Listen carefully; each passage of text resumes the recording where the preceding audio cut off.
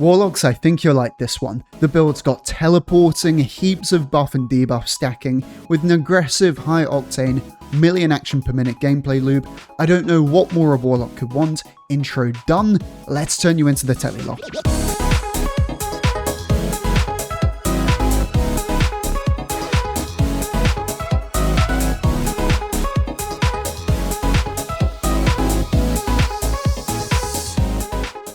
For your quick build, aspects are Lightning Surge, Feed the Void, Grenade is Threadling, Melee's Arcane Needle, Class is Healing Rift, Fragments are Dawn, Purpose, Protection, Solitude, Devotion, with Devotion being a flexible fragment spot.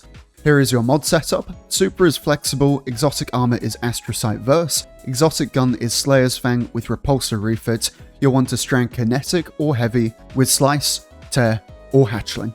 Your artifact is Tablet of Ruin. On Armour Sets, head to its own dedicated section. There's a bit of explaining needed for the choices I've made on sets. Guys, I live for builds like these. It is wildly aggressive, has all the survivability tools you'd ever want, really puts out some fast clears, and is so fun to use from the amount of ankle breaking you're going to be doing. And teleporting, and has some amazing interactions tucked into it. Yeah, I'm in love. Just quickly, before starting, normally I stick the artifact at the end, and I try to recommend a few so you can pick one you prefer. But here, I'm a sprinkle in Tablet of Ruins artifact perks alongside my descriptions in a hope that you're going to start to see why I'm glazing this one as much as I am, and why that I think it is the best. Let's start with the teleporting part. Astrocyte Verse. Apart from making you bold, Not that noticeable.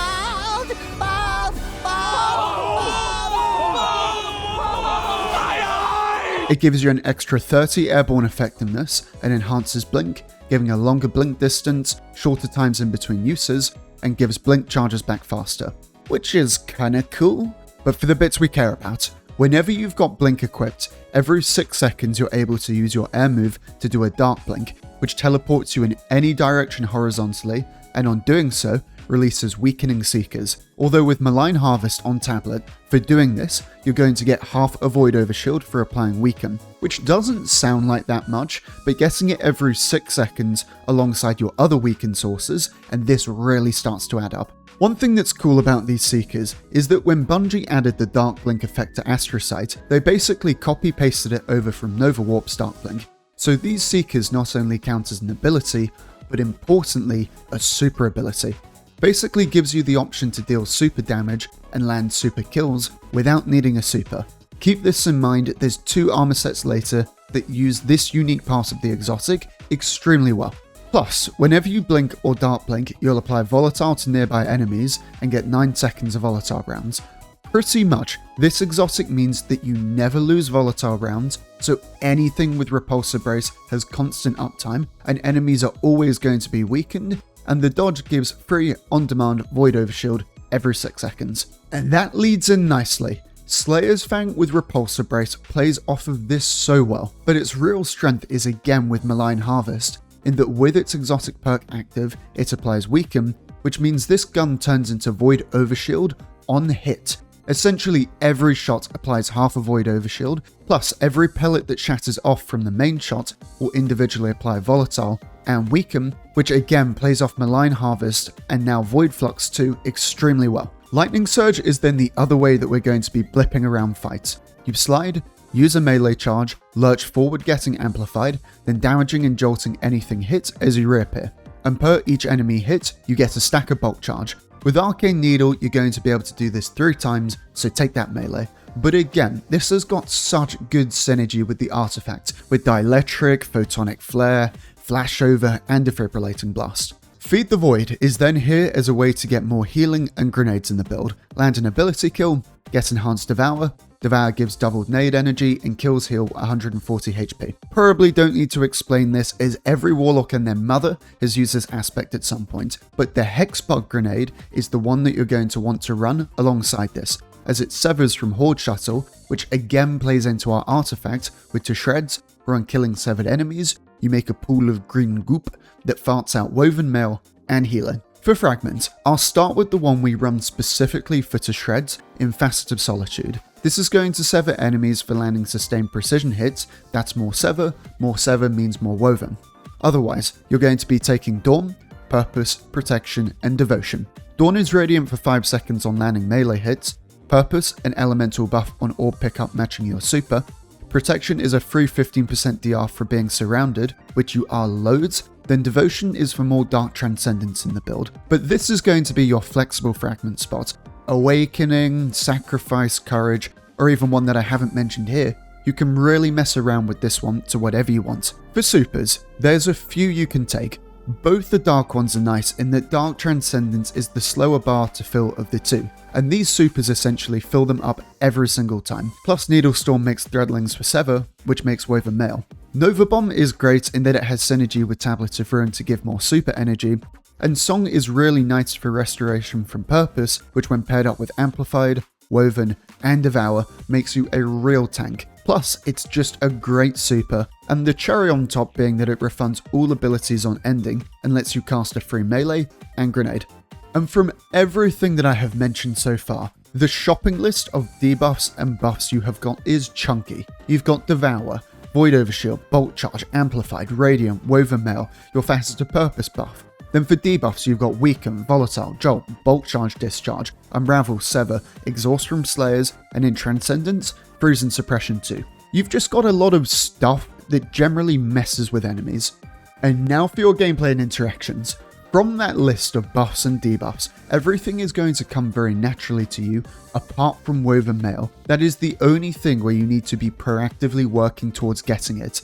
You'll always want a Slice, Tear, or Hatchling gun, plus you're going to have Facet of Solitude, and on top of that Horde Shuttle Threadlings. For free Woven Mail, it is so worth it to have in mind that you should be applying Sever to enemies as much as possible. Void Overshield is something you don't have to think about that much, but Dark Blink should always be used right on top of bunched enemies. It's free Weaken and free Void Overshield. And not that this build has any set in stone combos, but Lightning Surge Dark Blink or blinking into enemies then just before hitting the ground, Dark Blinking is a great pairing, and it looks sick and feels amazing to pull off in game. Those two things are the only parts of the build you really have to pay attention to. Everything else is kind of just shoot guns, use abilities. But if you do play off all of these buffs and debuffs, you are going to be a real sponge for damage, with your movement honestly being so rapid that dodging bullets is an actual way to get survivability in the build. But you are also extremely lethal, and a real threat to whatever you're fighting, as when everything in this build comes together, you can put out some amazing damage. And since Bungie removed anti-barrier from Volatile, they compensated it with an extra 10% damage bump against champs, so Slayers is surprisingly good at stripping health off of chunky enemies and champions. For guns, the energy spot is taken, but in either kinetic or heavy, I'd highly recommend the gun with Hatchling, Tear, or Slice. All three of these perks in some way let you apply Sever for to shreds, otherwise Demolitionist is more Threadling grenades, which is also really nice. It's kind of up to you if you want to do double strand guns or one strand and a heavy void. You either have more Sever, Unravel and Dark Transcendence, or more ways to apply Volatile. I would be lying though if I didn't say I found my way back to using the refurbished sniper. The thing is so nice for breaking barrier shields. You are also going to want to try find guns that are decent at range. The build is really aggressive, but you don't have much to deal with enemies that are at a distance, so things like machine guns are appreciated in that they're really good at spreading debuffs in Unravel, Sever and Volatile, but can do distances too. I do also want to say that whilst I think Slayers is the definitive best gun to run here, Turncoat gets a very honourable mention for two reasons. One, the turbocharged mode of this gun doesn't require kills to reach and applies Weaken, so is a free way to get Malign Harvest Void Overshield online. But the second thing, it frees up your special ammo spots for something like a Dark Era Denial Gel, which means much more Transcendence uptime, which is never a bad thing. Again, I think Slayers is best, but if you want to run the Void Yeehaw hand cannon, you most definitely can. For your stats, this build is both kind of an ability spam build and a weapon focus build, so I'd recommend going for 200 weapon, then 100 melee, then as high as possible from there for grenade, super, and class, with priority in that order. 200 weapons is for keeping Slayers fed on ammo and makes the thing chunk even more, then melee's for lightning surges, and everything else is kinda just there. And for your mod setup, helmet is hands-on, special finder with void siphon or harmonic if you're using Nova Bomb. Arms is triple heavy-handed, chest is double charged up than Void Ammo Gen or Harmonic if using Nova, legs are stacks on stacks, and Absolution with one better already. Class is Powerful Attraction, Reaper, Special Finisher. Right, Artifact, which you already have some idea about, just so I can recommend one artifact that I know will be across the board good, no matter what, you're going to want to take this. It's a combination of mods where you just don't have to think much about them, but you get a load of great effects. That said, I think as long as you have got the core package here of Maligned Harvest, Horde Shuttle, and to Shreds, the amount of tinkering and switch ups you can do is so wide. You want to go for the full Arc package, a Super Gem package for Nova Bomb, a Machine Gun package, genuinely any one of these will work really well. Just so long as these 3 mods are present, you'll have a steady foundation to build on top of. And last but not least, Armour Sets. There's 2 sets here which I think really shine and take advantage of Astrocyte's unique super damage seekers. Right. I'm recording this post doing my voiceover, so sorry if I sound slightly different, and also slightly defeated. This is something I would have been so keen to share, and it's just not working as intended. The Epic Desert Perpetual 4-piece makes it so that on dealing super damage whilst in motion, you restore 30 HP a second for 11 seconds. That is 5 HP under restoration times 1, so a powerful effect to trigger if you can deal super damage. I knew going into this video that the Astrocyte Seekers doing super damage would be the most interesting part to tinker around with and build around, and the biggest slap in the face here is that this does technically work. You use Astrocyte's Dark Blink, Seekers then deal damage, they count as super damage, you get Superliminal Motion. Now for the bad part. Here's the healing the set currently gives. Yep, that's the 4-piece, doing its thing. When Bungie buffed this armor set in Monument of Triumph from 15 HP up to 30, I think someone must have genuinely just forgot to add a 0 to the end of the 3, because that is nowhere close to 30 HP a second. So yeah, this set is fully bugged, and I've tested this a fair bit now, and the same results. Doing more super damage doesn't change this, health stat doesn't either, it is just fully bugged. Now the silver lining, light at the end of the tunnel kind of thing, is that armor sets are one of the few things I think Bungie is actually still fixing. And I hate to ask this of people, but if you want to see this set and interaction working, I've made a Bungie bug report post and I've linked it down below. So if you want to upvote that, or even just make a bit of noise online, the chances of this getting fixed go up quite a lot. Odds are Destiny 2 doesn't have many more patches to go, and I think it would be such a shame if this set just never worked properly till the end of time. Sorry if that's a bit of a downer, but I thought it should be said. Back to me from before.